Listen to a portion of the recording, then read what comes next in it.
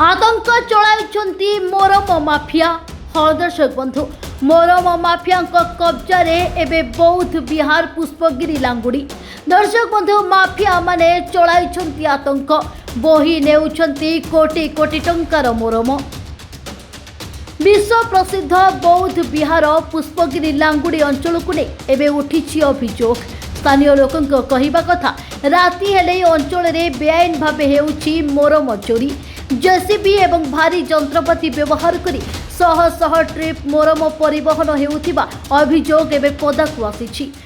एही बेआईन कार्यकलाप को विरोध करुथिबा लोकों को भयभीत करने सहित प्रतिवाद कले जीवन मारिदेवाकु आसुछि धमक।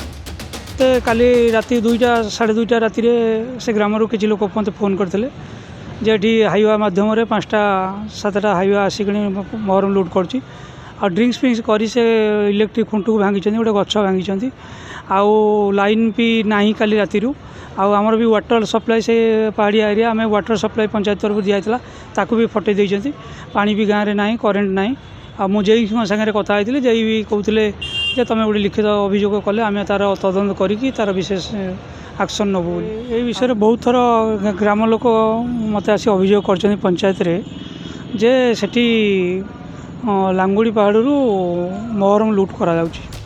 एपरी अभियोग सत होइथिले भी यह केवल परिवेश पाई नुहे बरं ऐतिहासिक पुष्पगिरी बौद्ध बिहार सुरक्षा पाई भी चिंतार कारण पलटि गलानी।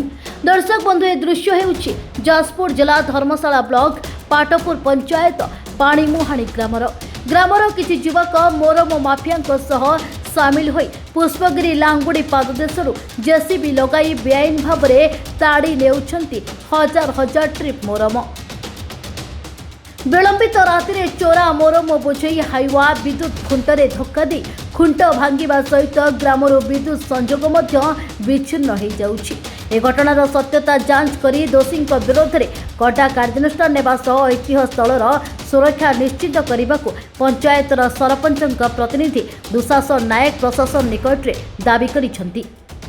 ए दृश्य थिला जाजपुर जिला धर्मशाला ब्लॉक मिर्जापुर पाटपुर 2टी पंचायत मध्यभाग थिबा विश्व प्रसिद्ध बौद्ध बिहार पुष्पगिरी लांगुड़ी दृश्य।